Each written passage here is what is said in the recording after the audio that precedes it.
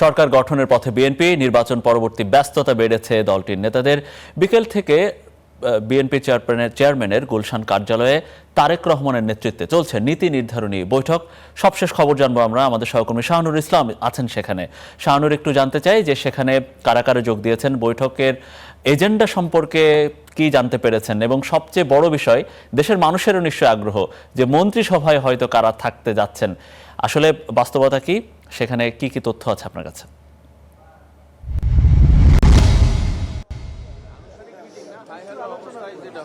মনির, আপনাকে ধন্যবাদ। এই মুহূর্তে রয়েছে গুলশান কার্যালয়ের সামনে। আমরা বিকেল থেকে এখানে অবস্থান করছি। কিছুক্ষণ আগে বিএনপির স্থায়ী কমিটির সদস্য সালাউদ্দিন আহমদ, নজরুল ইসলাম খান এবং বিএনপির মহাসচিব মির্জা ফখরুল ইসলাম আলমগীর এখানে এসেছেন এবং তারা একটি বৈঠক করছেন এবং জানাচ্ছিলেন যে তারা যে বৈঠকটা করছেন যে মন্ত্রিসভা কিভাবে গঠন হবে এবং কাদেরকে নিয়ে গঠন হবে সেটি মূলত আলোচনার বিষয়। আমরা যদি একটু দেখানোর চেষ্টা করি, দেশের বিভিন্ন স্থান থেকে নেতাকর্মীরা এখানে এসেছেন।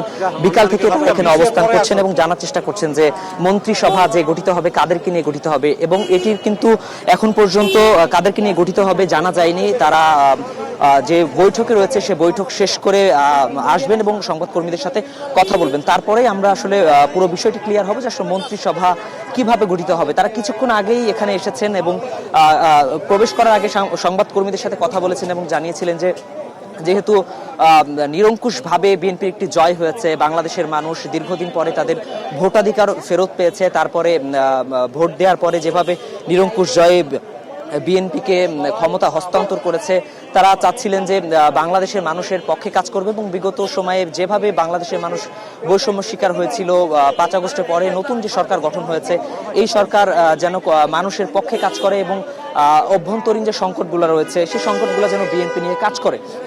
এবং আরেকটি তথ্য আমরা জানতে পেরেছি যে এখানে স্থায়ী কমিটির সদস্য যারা উপস্থিত ছিলেন এবং বিএনপির ঊর্ধ্বতন যারা ছিলেন তারা জানাচ্ছিলেন যে বেগম জিয়া এবং শহীদ প্রেসিডেন্ট জিয়াউর রহমানের মাঝারে তারা যাবেন এবং সেখানে জিয়ারত করে আবার তারা আসবেন। তবে এখন পর্যন্ত আমরা এটা এনশিওর হতে পারিনি তারা আসলে এখানে যাবেন কিনা। তবে বৈঠক শুরু হয়েছে, প্রায় আধা ঘন্টা মতো শুরু হয়েছে, তারা ভেতরে আছেন এবং বৈঠক শেষে তারা আসবেন, সংবাদকর্মীদের সাথে কথা বলবেন।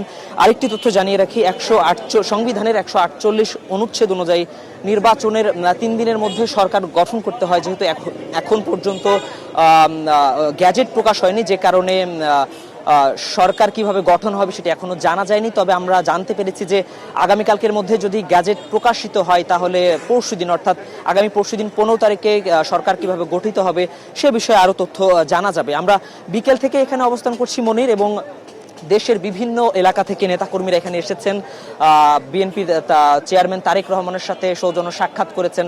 পাশাপাশি যারা বিজয়ী হয়েছেন, 9টি আসনে যারা বিজয়ী হয়েছেন তার মধ্যে বেশ কয়েকজন নেতাকর্মী এখানে এসেছেন এবং জানাচ্ছিলেন যে মন্ত্রী পরিষদ কিভাবে গঠিত হবে। নেতাকর্মীরা বাইরে অপেক্ষা করছেন, ভেতরে একটি গুরুত্বপূর্ণ মিটিং হচ্ছে। সেই মিটিং শেষেই আসলে বাংলাদেশের মানুষ জানতে পারবে বিএনপির কিভাবে সরকার গঠন করবে এবং আগামী দিনের বাংলাদেশের বিনির্মাণে বিএনপির পুরো প্ল্যানিংটা কি হবে। এই ছিল গুলশান কার্যালয়ের সামনে থেকে সবশেষ। কিছুক্ষণ পরে আমরা আবার আশা করছি নতুন কোনো তথ্য এলে যুক্ত হবো আবার। অবশ্যই শাহনুর, আপনাকে ধন্যবাদ। আমরা দেখছিলাম বিএনপি চেয়ারম্যানের রাজনৈতিক কার্যালয়ের সামনের ব্যস্ততা।